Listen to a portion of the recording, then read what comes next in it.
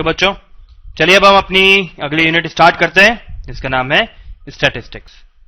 तो स्टैटिस्टिक्स को स्टार्ट करने से पहले हमें एक बहुत ही इंपॉर्टेंट टर्म देखनी होगी, जिसका नाम है डेटा। डेटा को हम कैसे डिफाइन करते हैं?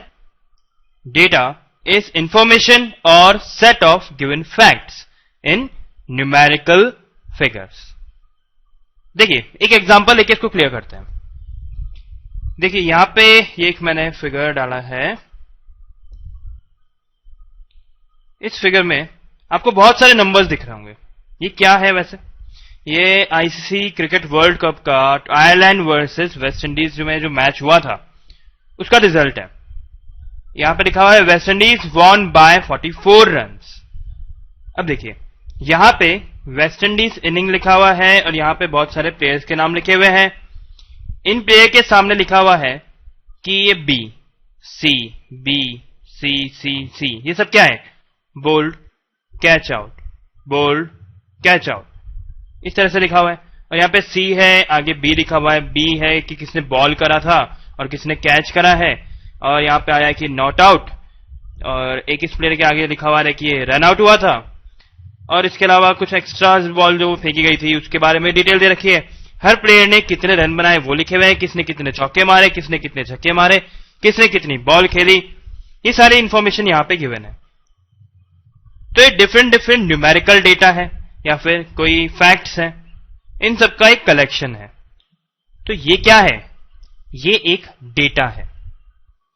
पर अब जिस स्टाइल से इस डेटा को कलेक्ट किया गया है, प्रेजेंट किया गया है, एनालाइज किया गया है और इससे कुछ इंटरप्रिटेशंस भी करे गए हैं, इन्हें हम बोलते हैं स्टैटिस्टिक्स।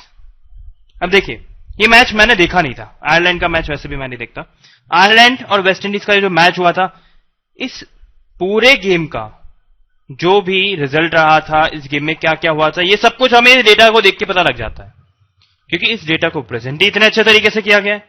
देखिए कितने साफ तरीके से लिखा हुआ है कौन से प्लेयर ने कितने रन बनाए, उसको किसने आउट किया, उसने कितने चौके मारे, उसने कितने छक्के मारे, सारी इंफॉर्मेशन गिवन है। इसके बाद में देखिए और भी बहुत सारी इंफॉर्मेशन यहां पे दे रखी है और यहां पे बॉलिंग की इंफॉर्मेशन दे रखी है। तो ये देख के बताया जा सकता है कि पूरे मैच में शुरू से लेके आखिर तक क्या हुआ होगा। सिर्फ एक इतने से पेज को लेके 10 घंटे को मैच को एक इतने से पेज पे अच्छे से डिटेल में लिख डाला गया है। अब ये जो रिजल्ट्स आए हैं, इस रिजल्ट के बेसिस पे हम कुछ अजम्पशंस बना सकते हैं कि आने वाले मैचेस में वेस्ट इंडीज और आयरलैंड के बीच में कोई भी खेल होगा तो जैसे, क्योंकि पिछले वाले मैचेस में आयरलैंड की परफॉर्मेंस बहुत अच्छी नहीं थी, तो उम्मीद करी जाती है कि आने वाले गेम्स में भी आयरलैंड की परफॉर्मेंस उतनी अच्छी नहीं हो पाएगी। ऐसे कुछ अजम्पशंस बनाए जा सकते हैं और ये अजम्पशंस हम इसलिए बना पाते हैं क्योंकि हम इससे स्टडी कर पाते हैं, एनालाइज कर सकते हैं स्टैटिस्टिक्स की हेल्प से। तो ये देख के आपको एक ब्रीफ आइडिया लग गया होगा कि हम अब इस चैप्टर में क्या पढ़ने जा रहे हैं। तो सबसे पहले चीज जो हम पढ़ने जाएंगे वो है प्रेजेंटेशन ऑफ डेटा। तो बच्चों सपोज करें कि आपकी क्लास में टोटल 30 स्टूडेंट्स हैं और आपकी क्लास में अचानक से एक दिन मैथ्स का टेस्ट हो गया 100 मार्क्स का। तो जो 30 स्टूडेंट्स के थे उनके डिफरेंट मार्क्स आए आउट ऑफ 100। तो ये उनके मार्क्स लिखे हुए हैं। अब ये क्या लिखा हुआ है यहाँ पे? ये सब क्या है? डेटा है, ये न्यूमेरिकल डेटा है। तो अगर मैं आपके सामने ऐसे न्यूमेरिकल डेटा रख देता हूं तो आपको क्या इसको देख के कुछ समझ में आ रहा है? बिल्कुल समझ में नहीं आ रहा होगा। आप सोचोगे पता नहीं क्या लिख दिया इतना सब कुछ। जहां देखो वही नंबर्स ही नंबर्स लिखे हुए हैं। तो इस डेटा को थोड़ा रीडेबल बनाने के लिए हमें इसे अच्छे से प्रेजेंट करना होगा। तो इसको अच्छे से प्रेजेंट करने के लिए हम क्या करेंगे, हम एक टेबल बनाएंगे। कैसी टेबल? टेबल बनाएंगे जिसमें एक कॉलम होगा मार्क्स का, MARKS, क्योंकि ये मार्क्स है, यहाँ पे मार्क्स लिखे जाएंगे। अब इस कॉलम में हम यहाँ पे सबके मार्क्स लिखेंगे और जो मार्क्स लिखेंगे वो इंक्रीजिंग ऑर्डर में लिखेंगे। तो इंक्रीजिंग ऑर्डर में लिखेंगे तो देखिए यहाँ पे सबसे छोटा, सबसे कम मार्क्स इसके हैं, उस बच्चे के इसके 10 मार्क्स आए हैं, तो यहाँ पे लिख देते हैं 10। इसके बाद 10 के बाद में कौन सा नंबर है? 20, तो यहाँ 20 लिख देते हैं। उसके बाद में कौन सा नंबर है? उसके बाद में है 36, तो यहाँ 36 लिख देते हैं। और ऐसे करते करते करते हम सारे नंबर्स यहाँ पे लिख देते हैं। तो देखिए मैंने यहाँ पे सारे मार्क्स अरेंज कर दिए इंक्रीजिंग ऑर्डर में। पर ये देखिए यहाँ पे जो डेटा हमारे पास था वो तो 30 स्टूडेंट्स का था, और यहाँ पे कितने लोगों के नंबर दिख रहे हैं, कितने लोगों के मार्क्स दिख रहे हैं, थोड़े कम लोगों के दिख रहे हैं। देखिए कैलकुलेट करते हैं कितने हैं, कितने क्या है। यहाँ पे सिर्फ 13 स्टूडेंट्स के मार्क्स लिखे हुए हैं, ये सिर्फ 13 लोगों के मार्क्स हैं, पर स्टूडेंट तो 30 थे, 13 के मार्क्स कैसे रह गए। एक्चुअल में हुआ क्या कि यहाँ पे कई लोगों के सेम मार्क्स भी आए हैं। जैसे देखिए इस बच्चे के 36 आए, और एक और बच्चा है जिसके 36 आए, और एक और बच्चा है जिसके 36 आए। वैसे देखिए एक बच्चे के 40 मार्क्स आए, एक और बच्चा है जिसके 40 मार्क्स आए, एक और बच्चा है जिसके 40 मार्क्स आए, एक और बच्चा है जिसके 40 मार्क्स आए। तो देखिए अब हम क्या करेंगे, हम हमारी कैलकुलेशन को प्रॉपर करने के लिए, थोड़ा प्रेजेंटेशन को प्रॉपर करने के लिए यहां पे एक और कॉलम बना देते हैं। क्या कॉलम बनाते हैं, नंबर ऑफ स्टूडेंट्स का कॉलम। नंबर ऑफ स्टूडेंट्स के कॉलम में हम लिखेंगे कि जैसे 10 मार्क्स हैं तो वो कितने बच्चों के आए, 20 मार्क्स हैं तो वो कितने बच्चों के आए, 36 मार्क्स हैं तो वो कितने बच्चों के आए। ऐसा डेटा हम यहाँ पे लिखेंगे। तो देखिए 10 मार्क्स कितने बच्चों के आए, सिर्फ 1 के आए। 20 कितनों के आए, वो भी सिर्फ 1 के आए। 36 कितनों के आए, 36 3 के आए हैं, तो यहाँ 3 लिख दिया। 40 कितने लोगों के आए, 44 लोगों के आए, तो यहाँ 4 लिख दिया। ऐसे करते करते करते करते मैं यहाँ पे पूरी ये टेबल भर देता हूं। तो ये मैंने अपनी जो टेबल है उसमें डेटा पूरा फिल कर दिया। अब देखिए ये जो टेबल बन के आई है हमारे सामने मार्क्स और नंबर ऑफ स्टूडेंट्स की, इस टेबल को देख के हम कुछ ऑब्जर्वेशंस कर सकते हैं। कैसे ऑब्जर्वेशन कर सकते हैं कि देखिए जब क्लास में 30 स्टूडेंट्स का टेस्ट लिया गया तो आउट ऑफ 100 मिनिमम मार्क्स कितने बच्चों के आए, सिर्फ एक बच्चे के। कितने आए, 10 मार्क्स। मैक्सिमम मार्क्स कितने बच्चों के आए, सिर्फ एक के। कितने आए, 95। सेकेंड मैक्सिमम मतलब सेकेंड हाईएस्ट मार्क्स कौन से बच्चे के आए, कितने बच्चों के आए, 3 बच्चों के आए। कितने आए, 92 मार्क्स है, 3 बच्चों के 92 मार्क्स आए। इस तरह से मैं यहां पे कुछ ऑब्जर्वेशन कर सकता हूं। अब मैं ये भी कह सकता हूं कि 40% या उससे ज्यादा जिसके मार्क्स आते हैं वो बच्चा पास हुआ है, उससे कम वाला फेल हुआ है। तो देखिए 40 मार्क्स लाने वाले 4 बच्चे हैं और 40 से ज्यादा लाने वाले सभी लोग हैं, और 40 से कम लाने वाले 3 + 1 + 1 टोटल 5 लोग हैं। मतलब 30 बच्चों की क्लास में 5 स्टूडेंट्स ऐसे हैं जो फेल हो गए, बाकी सब लोग पास हो गए। अब देखिए यहां पे जो नंबर ऑफ स्टूडेंट्स हैं इनका अगर हम सम करेंगे तो क्या आएगा, बहुत ऑब्वियस सी बात है, आपको बहुत आसानी से समझ में भी आ रहा होगा। ये आएगा टोटल हमारे पास 30, क्योंकि 30 स्टूडेंट्स के तो मार्क्स लिखे हुए हैं यहां पे, तो टोटल कितना आया, 30।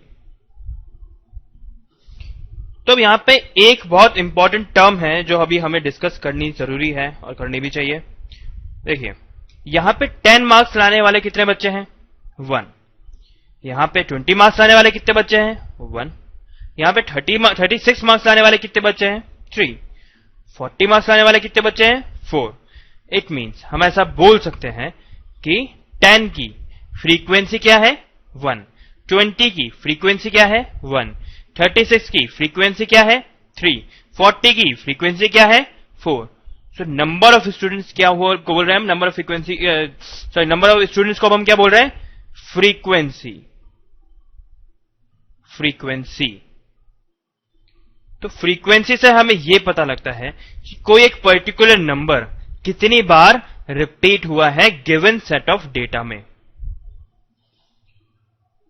तो ये जो हमारी टेबल बनी है वो मार्क्स की और नंबर ऑफ स्टूडेंट्स की टेबल है, या फिर हम कह सकते हैं मार्क्स की और फ्रीक्वेंसी की टेबल है। तो इस टेबल से हमें क्या इंफॉर्मेशन मिल रही है, इस टेबल से हमें ये इंफॉर्मेशन मिल रही है कि मार्क्स जो भी अलग अलग मार्क्स हैं वो कितने कितने बच्चों के आए हैं। तो इस टेबल को हम बोलते हैं frequency distribution table. Frequency distribution table, और मोर प्रिसाइजली अगर हम इस टेबल को नाम देना चाहेंगे तो हम इसे बोलेंगे ungrouped. Ungrouped frequency distribution table. तो यहां अनग्रुप्ड वर्ड क्यों जोड़ा गया है ये आपको अभी समझ में आ जाएगा थोड़ी देर में। तो चलिए अब हम आगे बात करते हैं। तो चलिए अब हम यहां पे एक और टाइप का डेटा देखते हैं। यहां पे मैंने 100 नंबर्स लिख रखे हैं। ये नंबर्स क्या है, देखिए ये नंबर जो है वो 100 स्कूल्स के नंबर हैं। हर स्कूल ने किसी जगह पे जाके 100 प्लांट्स को ग्रो किया और 1 महीने बाद देखा कि उनमें से कितने प्लांट्स ने सर्वाइव किया। तो जैसे फर्स्ट स्कूल है, इसके 100 प्लांट्स में से 95 प्लांट्स ने सर्वाइव किया। ये सेकंड स्कूल है, इसके 100 प्लांट्स में से 67 प्लांट्स ने सर्वाइव किया। ये थर्ड स्कूल है, इसके 100 प्लांट्स में से 28 प्लांट्स ने सर्वाइव किया। और ऐसे करते करते करते हमारे पास में टोटल 100 स्कूल्स हैं जिन्होंने प्लांट ग्रो किया था। तो अब हम इस डेटा को ऑब्जर्व करना चाहते हैं, एनालाइज करना चाहते हैं। तो इस डेटा को ऑब्जर्व करने के लिए, एनालाइज करने के लिए हम यहाँ पे एक फ्रीक्वेंसी डिस्ट्रीब्यूशन टेबल बनाएंगे। तो यहाँ पे जो हमारी फ्रीक्वेंसी डिस्ट्रीब्यूशन टेबल बनेगी, उसका जो हमारा पहला कॉलम बनेगा, उसमें हम क्या लिखेंगे? Number of plants survived, number of plants survived. और यहां पे हम डेटा क्या लिखेंगे? हम यहां पे इन नंबर्स को लिखेंगे इंक्रीजिंग ऑर्डर में। तो इस वाले डेटा में सबसे छोटा नंबर कौन सा है? देखिए यहां पे जो मुझे सबसे छोटा नंबर दिख रहा है वो है 23। और यहां पे सबसे बड़ा नंबर कौन सा है? यहां सबसे बड़ा नंबर मुझे दिख रहा है 98। तो 23 से स्टार्ट करते करते करते करते करते हम यहां पे सारा डेटा लिख देंगे 98 तक का। पर क्योंकि ये 100 स्कूल्स का डेटा है, तो आप सोच सकते हैं कि यहां पे कितने सारे रोज बनेंगी, और इतनी बड़ी टेबल बनने के बाद में इस डेटा को एनालाइज करना कितना मुश्किल हो जाएगा। पर फिर आप कहेंगे कि इनमें से काफी सारे नंबर्स ऐसे भी तो होंगे जो रिपीट होंगे, और उसको तो हम फ्रीक्वेंसी में डाल देंगे। इसका मतलब यहां पे हमें एक और कॉलम बनाना होगा फ्रीक्वेंसी के नाम का। तो जो भी नंबर यहां पे रिपीट होंगे उन्हें हम एक ही बार लिखेंगे और उसके सामने 2 लिख देंगे या 3 लिख देंगे, या जितनी बार भी वो रिपीट हो रहा है वो लिख देंगे। पर फिर भी इतने बड़े डेटा को ऐसे रो में डिवाइड करना थोड़ा कॉम्प्लिकेटेड काम है। इसके लिए अब हम कुछ एक ट्रिक लगाएंगे, टेक्निक लगाएंगे। क्या टेक्निक लगाएंगे? यहां पे हम डेटा को थोड़ा डिफरेंट टाइप से डिवाइड करेंगे। कैसे? यहां पे हम कुछ डेटा का ग्रुप बना देंगे। जैसे एक ग्रुप बनाएंगे 20 से 29 तक का, एक ग्रुप बनाएंगे 30 से 39 तक का, एक ग्रुप बनाएंगे 40 से 49 तक का, और ऐसे करते करते करते हम सारे ग्रुप्स बना देंगे। तो ये हमारा पूरा डेटा है जो डिफरेंट छोटे छोटे ग्रुप्स में डिवाइड हो गया है। अब देखिए हम यहां से कोई सा भी रैंडमली डेटा उठाएंगे तो वो इनमें से किसी भी एक ग्रुप के अंदर लाई करेगा। जैसे देखिए 23 अगर हम रखना चाहें तो देखिए 23 जो है 20 से 29 के बीच में आता है। वैसे 98 की अगर हम बात करें तो 98 90 से 99 के बीच में आता है। वैसे अगर हम 83 की बात करें तो 83 80 से 89 के बीच में आता है। तो यहां पे जितना भी डेटा लिखा हुआ है वो इन सब में से किसी न किसी एक ग्रुप के अंदर तो आएगा ही आएगा, और हर एक इस ग्रुप को हम बोलते हैं क्लास या फिर क्लास इंटरवल। तो हम यहां जो भी इंपॉर्टेंट टर्म्स है वो लिखते चलते हैं साथ के साथ। ये इस ग्रुप को हम बोलते हैं क्लास या फिर क्लास इंटरवल। अब एक चीज और नोटिस करिए, यहां पे जो डिफरेंट क्लास हमने बना रखी है उसमें जो लेफ्ट हैंड साइड पे नंबर लिखा है उस नंबर को हम बोलते हैं लोअर क्लास लिमिट, और ये जो राइट हैंड साइड पे नंबर लिखा है इसे हम बोलते हैं अपर क्लास लिमिट। तो जैसे यहां पे हम कोई सी भी क्लास लिख देते हैं, से 50 से 59 वाली क्लास है, तो इसके अंदर ये जो लेफ्ट हैंड साइड में लिखा हुआ है नंबर, इससे तो हम बोलते हैं अपर क्लास लिमिट। और ये वाला जो नंबर है इसको हम बोलते हैं lower class limit, lower class limit, और इसे हम बोलते हैं अपर क्लास लिमिट। अब यहां पे एक चीज और हम देखेंगे, एक और टर्म होती है उसे हम बोलते हैं क्लास विड्थ या फिर क्लास साइज। तो क्लास साइज और क्लास विड्थ क्या होती है? क्लास साइज और क्लास विड्थ होती है अपर क्लास लिमिट, यहां यूसीएल लिख रहा हूं मैं, upper class limit minus lower class limit plus 1। ये क्या है? ये है क्लास की जो साइज है, एक हमारी जो क्लास है उसकी साइज है। इसका मतलब ये जो एक क्लास है वो कितने नंबर्स को रिप्रेजेंट कर रहा है। और एक बात और आप यहां पे ध्यान रखें कि यहां पे हमने जितनी भी क्लासेस बनाई हैं उन सब की क्लास साइज सेम है, सबकी क्लास विड्थ सेम है, और इन्हें सेम ही रखना होगा हमेशा। ये आपको बिल्कुल याद रख लेनी है चीज। तो ये तो हमने अभी करी कुछ टर्म्स की बात जो कि बहुत ही इंपॉर्टेंट थी। तो अब हम क्या करेंगे? अब हम हमारी जो फ्रीक्वेंसी है उसे लिखना चालू करते हैं। तो अब हम फ्रीक्वेंसी कैसे लिखेंगे? चलिए देखते हैं। सबसे पहला नंबर है हमारे पास 95। तो 95 इस वाली रेंज में आ रहा है, तो यहां पे फ्रीक्वेंसी 1 है। फिर आया हमारे पास नेक्स्ट नंबर 67। 67 इस वाली रेंज में आ रहा है, तो इसको यहां पे हम लिख देंगे 1। उसके बाद में नेक्स्ट नंबर आ रहा है 28। तो 28 को हम कहां लिखेंगे, इस वाली रेंज में आ रहा है, इसको यहां पे लिखेंगे 1। फिर आया नेक्स्ट नंबर 32। तो 32 को हम कहां लिखेंगे, यहां पे लिखेंगे। फिर नेक्स्ट नंबर हमारे पास है 65। 65 को कहां लिखेंगे, यहां पे लिखेंगे, पर यहां तो ऑलरेडी 1 लिखा हुआ है, तो ऑलरेडी एक नंबर तो यहां था ही सही, एक नंबर और आ गया, तो यहां पे बन गया 2। फिर नेक्स्ट नंबर है 65 वापस से, तो यहां पे वापस 2 की जगह क्या आ जाएगा, यहां पे 2 की जगह आ जाएगा यहां पे 3। फिर नेक्स्ट नंबर है 69। अब 69 भी यहां पे ही आएगा, तो यहां पे 3 को हटा के करना होगा हमें अब 4। तो अगर हम इस तरीके से काम करेंगे तो 100 नंबर पूरे करते करते बहुत टाइम बीत जाएगा। तो बच्चों ये तो सिर्फ 100 लोगों का डेटा है, 100 स्कूल्स का डेटा है। अगर हमें और बड़ा डेटा मिल गया और अगर हमें इस टेक्निक से फ्रीक्वेंसी को लिखने लगे तब तो पता नहीं कितना टाइम लगेगा। तो इसके लिए हम एक काम करते हैं, इसके लिए हम एक दूसरी टेक्निक का यूज करेंगे, उसे हम बोलते हैं टेलीमार्क्स। टेलीमार्क्स के लिए मैं को यहाँ पे एक नया कॉलम बनाना पड़ेगा, तो मैं यहाँ पे कॉलम बना देता हूं नया, फ्रीक्वेंसी को थोड़ा उधर सरका देता हूं। तो अब आप सोच रहे होंगे कि ये टेलीमार्क्स क्या चीज है। भाई टेलीमार्क्स बहुत ही इंटरेस्टिंग चीज है और आपने बचपन से पढ़ भी रखा है। देखिए टेलीमार्क्स में हम क्या करते हैं कि जैसे ये नंबर है 95, तो 95 को इधर आना था, तो यहां पे हम एक स्ट्राइक ड्रॉ कर देंगे, एक छोटी सी लाइन ड्रॉ कर देंगे। ये 1 नहीं है, एक छोटी सी कोई लाइन है। फिर 67 है, 67 को यहां आना था, तो यहां पे एक छोटी सी लाइन ड्रॉ कर दी। 28 को यहां आना था, तो यहां पे हमने एक छोटी सी लाइन ड्रॉ कर दी। फिर जो नेक्स्ट डेटा है 32, ये यहां पे आएगा, तो यहां पे एक हमने स्ट्राइक ड्रॉ कर दिया। फिर आया 65, तो 65 में अब हम क्या करेंगे, यहां पे एक और स्ट्राइक ऐसे ड्रॉ कर देंगे, पहले वाली तो है ही, एक नई और ड्रॉ कर देंगे। उसके बाद में नेक्स्ट आया 65, तो हम एक और नई स्ट्राइक ड्रॉ कर देंगे। फिर आया 69, तो हम एक और नई स्ट्राइक ड्रॉ कर देंगे। और अगर एक और नई स्ट्राइक हमें ड्रॉ करनी पड़ी तो हम क्या करेंगे, ऐसे एक थोड़ी टिल्टेड लाइन ड्रॉ कर देंगे। उसके बाद में अगर हमें एक और ड्रॉ करनी पड़ी तो हम यहाँ पे एक और नई स्ट्राइक ड्रॉ कर देंगे, फिर से एक और नई स्ट्राइक ड्रॉ कर देंगे, फिर से एक नई स्ट्राइक ड्रॉ कर देंगे। तो ये एक स्ट्राइक ऐसा अगर सिंबल बन जाता है, इसका मतलब होता है 5, और एक सिंगल स्ट्राइक को मतलब होता है 1। तो यहां पे टोटल कितना लिखा हुआ है, 5 and 3, टोटल 8। तो जैसे जैसे हमारे पास नंबर आएंगे वैसे वैसे हम स्ट्राइक ड्रॉ करते जाएंगे, और फिर लास्ट में हम इन सबको कैलकुलेट कर लेंगे, टोटल कर लेंगे, तो हमारी फ्रीक्वेंसी निकल के आ जाएगी। तो यहां पे मैं सारी स्ट्राइक ड्रॉ कर लेता हूं एक बार। तो यहां पे मैंने जितनी भी स्ट्राइक्स ड्रॉ होनी थी वो कर दी। अब हम इससे फ्रीक्वेंसी को कैलकुलेट कर सकेंगे। तो ये पुराने डेटा हटा देते हैं।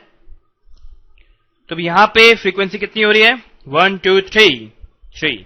यहां फ्रीक्वेंसी कितनी हो रही है, 5 और 5 10 और 4 14, 5 और 5 10 और 2 12, 5 and 3 8, 15 and 3 18, 5 and 5 10, and 5 4s are 20, and 3 23, and 10 and 12। और अब इनका टोटल कितना आएगा, इनका जो टोटल आएगा वो आएगा 100 टोटल। तो देखिए हमने कितनी आसानी से और बिना किसी कंफ्यूजन के इतने बड़े डेटा को, 100 डिजिट के डेटा, 100 नंबर्स के डेटा को बहुत अच्छे से एक टेबल के अंदर ऑर्गेनाइज कर दिया है। अब क्योंकि यहां पे जो डेटा है वो ग्रुप में है, इसलिए हम इस टेबल को बोलते हैं ग्रुप्ड फ्रीक्वेंसी डिस्ट्रीब्यूशन टेबल। क्या बोलते हैं, ग्रुप्ड फ्रीक्वेंसी डिस्ट्रीब्यूशन टेबल। तो यहां पे इस पूरी चीज में हमने बहुत सारी नई नई टर्म्स देखी, जरा उन टर्म्स को एक और बार डिस्कस कर लेते हैं। एक तो हमने टर्म पढ़ी क्लासेस या क्लास इंटरवल, वो क्या होते हैं, वो ये जो छोटे छोटे ग्रुप्स हम बनाते हैं उन्हें बोलते हैं। उसके बाद में कोई भी एक क्लास इंटरवल होती है, उसके अंदर एक तो होती है लोअर क्लास लिमिट, एक होती है अपर क्लास लिमिट। फिर एक टर्म होती है क्लास साइज या फिर क्लास विड्थ, वो क्या होती है, upper class limit minus lower class limit plus 1। फिर एक हम मार्किंग करते हैं टेली मार्किंग, वो क्या होता है, वो किस लिए यूज करा जाता है, वो फ्रीक्वेंसी कैलकुलेट करने के लिए यूज करा जाता है। अब यहां पे एक और टर्म है जो हम डिस्कस करेंगे, वो टर्म है range of data. Range of data क्या होता है? रेंज ऑफ डेटा होता है हमारे गिवन डेटा में जो हाईएस्ट नंबर होता है और जो लोएस्ट नंबर होता है उसका डिफरेंस। तो यहां पे अगर हम रेंज ऑफ डेटा लिखें तो रेंज ऑफ डेटा क्या होता है? रेंज ऑफ डेटा होता है data of highest value minus data of lowest value. तो ये जो हमारा डेटा है इसमें हाईएस्ट वैल्यू क्या है? 98, लोएस्ट वैल्यू क्या है? 23। तो हमारा रेंज ऑफ डेटा क्या हुआ? 98 माइनस 23। क्या हुआ? 98 माइनस 23, और ये कितना होगा? 75। तो ये तो हमने अभी ये जो डेटा था उसके लिए निकाला। जो अभी हमने इससे पहले वाला जो डेटा देखा था उसके लिए भी हम तो रेंज निकाल सकते हैं। ये वाला जो हमने डेटा था देखा था इसके लिए रेंज क्या होगी? रेंज ऑफ डेटा क्या होगा? Range will be equal to highest value of data क्या होगा? 95। Range RNGE range is equal to 95 minus 10 which is equal to 85। यहां पे हमारी रेंज है 85 और इस वाले केस में जो हमारी रेंज है वो है 75। सो आई होप आपको grouped frequency distribution table concept समझ में आया होगा, आपको अनग्रुप्ड फ्रीक्वेंसी डिस्ट्रीब्यूशन टेबल का कॉन्सेप्ट समझ में आया होगा। तो चलिए अब आगे बढ़ते हैं। तो मान लीजिए यहां पे कोई हमें ये ग्रुप्ड फ्रीक्वेंसी डिस्ट्रीब्यूशन टेबल दे रखी है और ये जो डेटा है वो 38 स्टूडेंट्स का डेटा है।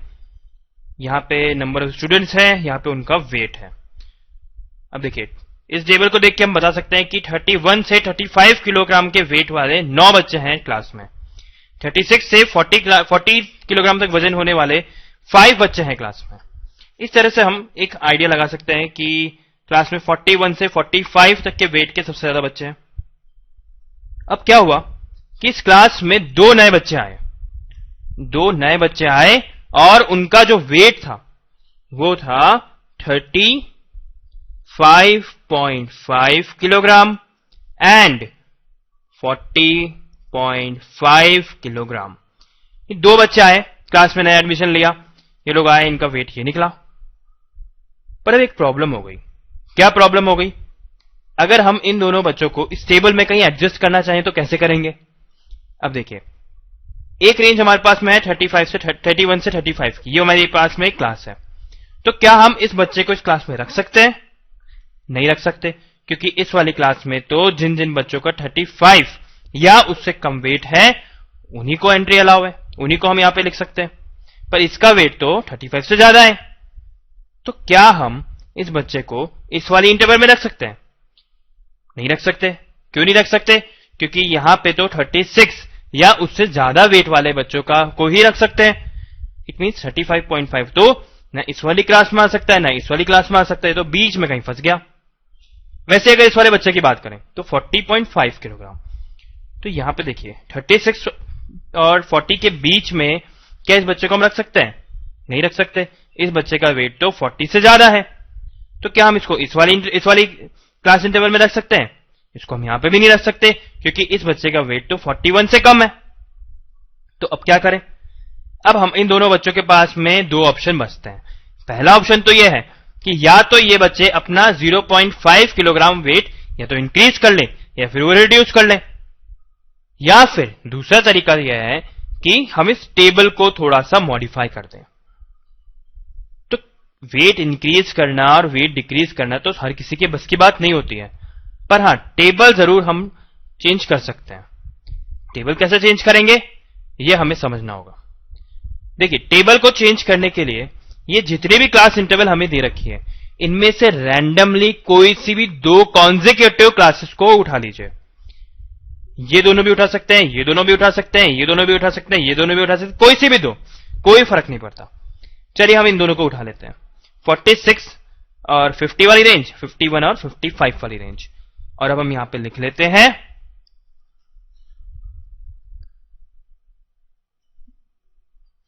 The lower limit of 51 to 55, ये वाली जो इंटरवल है वो, और the upper limit of 46 to 50, ये वाली लिमिट है वो। तो क्या होगी लोअर लिमिट? इस वाले इंटरवल की लोअर लिमिट क्या होगी? 51 1 और इस वाली की अपर लिमिट क्या होगी 50। तो ये तो था हमारा फर्स्ट स्टेप कि किसी भी कॉन्सेक्यूटिव दो क्लास इंटरवल को उठाइए और उनकी अपर लिमिट और लोअर लिमिट लिख लीजिए। इसके बाद में हमारा जो सेकेंड स्टेप होगा वो होगा कि फाइंड द डिफरेंस। ये जो दोनों लिमिट्स आई हैं इनका डिफरेंस फाइंड आउट करना है। तो इनका डिफरेंस कितना आएगा 51 minus 50 which is equal to 1। और अब हमारा जो थर्ड स्टेप होगा वो होगा हाफ द डिफरेंस। जो भी डिफरेंस आता है उसको हाफ कर दीजिए। हमारा डिफरेंस आया 1, उसको यहां लिख दिया और उसको हाफ कर दिया तो हमारे पास आ गया 0.5। तो ये तो हमारे 3 स्टेप्स हो गए। अब fourth and final step is कि इस पूरी टेबल में इस 0.5 को लोअर लिमिट से सबट्रैक्ट कर दीजिए। इसका मतलब 31 को सबट्रैक्ट कर दीजिए 0.5 से, 36 को सबट्रैक्ट कर दीजिए 0.5 से, 41 को सबट्रैक्ट कर दीजिए 0.5 से, 46 को सबट्रैक्ट कर दीजिए 0.5 से। ऐसे करते करते जितनी भी लोअर लिमिट है उन सब में से 0.5 को सबट्रैक्ट कर दीजिए। फिर जो अपर लिमिट है उसमें 0.5 को ऐड कर दीजिए। पहले तो हमने लोअर लिमिट में से इसको सबट्रैक्ट करा, उसके बाद में अपर लिमिट में इसको ऐड कर दिया। तो हमारे पास में क्या डेटा आ जाएगा, चलिए यहां पे लिखते हैं। अब इसकी हमें जरूरत नहीं है, इसको पूरे को हम हटा देते हैं। तो अब ये हमारे पास में दूसरी ग्रुप्ड फ्रीक्वेंसी डिस्ट्रीब्यूशन टेबल बन गई। तो यहां पे देखिए अगर हम ग्रुप इंटरवल की बात करें तो वो कितनी है, ये डिफरेंट ग्रुप इंटरवल्स है हमारे पास में। अब अगर हम इसमें बात करें कि क्लास साइज क्या है या फिर क्लास विड्थ क्या है तो वो कितनी है, अब वो इंक्रीज होके 6 हो गई है। पहले कितनी थी, पहले क्लास साइज कितनी थी 5 थी, अब कितनी हो गई है 6 हो गई है। आप कैलकुलेट करिए। और ऐसा क्यों हुआ, क्योंकि हमने लोअर में से 0.5 को माइनस करा और अपर में से 0.5 को ऐड कर दिया। तो टोटल हमने कितना हटाया एक पूरी क्लास में से 0.5 और कितना ऐड किया 0.5। तो इस तरह से हमने हर क्लास में जो अपर और लोअर लिमिट के बीच में जो डिफरेंस था उसको 1 से इंक्रीज कर लिया। अब हमें कहा जाए कि 35.5 किलोग्राम वाला जो बच्चा था उसको हम इस टेबल में एडजस्ट करना चाहते हैं, तो क्या हम कर पाएंगे, बिल्कुल कर पाएंगे। पर अभी भी एक प्रॉब्लम है।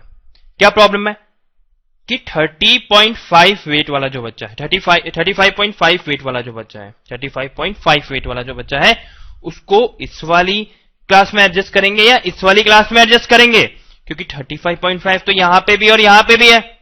अब क्या करें, दोनों में तो ऐड कर नहीं सकते, क्योंकि दोनों में ऐड कर देंगे तो हमारे पास में जो टोटल आएगा वो 40 आना चाहिए था, क्योंकि दो बच्चों को हम ऐड कर रहे हैं, एक तो 35.5 वेट वाला और एक 40.5 वेट वाला। तो दो बच्चों को ऐड करेंगे, तो अगर इसको इन दोनों में ऐड कर देते हैं और इसको इन दोनों में ऐड कर देते हैं तो टोटल हमारे पास में 42 बच्चे हो जाएंगे। तो ये डेटा खराब हो जाएगा, गलत हो जाएगा। तो इसका मतलब है कि हमें कुछ कन्वेंशन तो बनाने पड़ेंगे। तो ऐसा करते हैं, हमेशा इस टाइप के डेटा को उस वाली क्लास में डालेंगे जिसमें ये वाला डेटा लोअर लिमिट में होगा। इट मींस यहां पे। वैसे इसके साथ भी करेंगे, 40.5 को यहां पे डालेंगे, इस वाली क्लास इंटरवल में डालेंगे। इट मींस ये जो हमारे पास में 5 आ रहा है वो 5 अब हट जाएगा और ये इंक्रीज हो जाएगा 1 से और ये बन जाएगा 6। और वैसे ही जैसे यहां पे 14 आ रहा है ये यहां से हट जाएगा और यहां पे आ जाएगा 15। और यहां पे जो टोटल 38 आ रहा है ये भी हट जाएगा और यहां पे क्या आ जाएगा, यहां पे आ जाएगा 40। तो बच्चों ये जो अभी अब तक हमने बात करी वो तो हमने बात करी थी कि किस तरह से हमें रैंडमली बहुत सारा डेटा दे रखा हो उसको एडजस्ट करना, और या फिर अगर हमें किसी गिवन टेबल में कुछ नया डेटा एंटर करना हो तो वो किस स्टाइल से करा जाता है, ये हमने अब तक सीखा। तो चलिए अब तक जो हमने पढ़ा उसके बेस पे कुछ क्वेश्चन सॉल्व करते हैं। ये देखिए पहला क्वेश्चन हमें दे रखा है, the blood groups of 30 students of class 8th are recorded as follows. तो यहाँ पे ये डेटा दे रखा है, ये हर स्टूडेंट का जो ब्लड ग्रुप आ रहा है वो लिखा हुआ है. Represent this data in the form of a frequency distribution table. फिर आगे पूछा गया है which is the most common and which is the rarest blood group among these students. इस वाले पार्ट को तो हम बाद में डिस्कस करेंगे. सबसे पहले हम बात करते हैं फ्रीक्वेंसी डिस्ट्रीब्यूशन टेबल को बनाने के बारे में. तो देखिए, अभी तक जो हमने ये क्वेश्चंस देखे थे, जो हमने दो प्रॉब्लम देखी थी, उसके अंदर जो डेटा इस तरह से गिवन था वो हमेशा न्यूमेरिकल डेटा था. यहां पे जो डेटा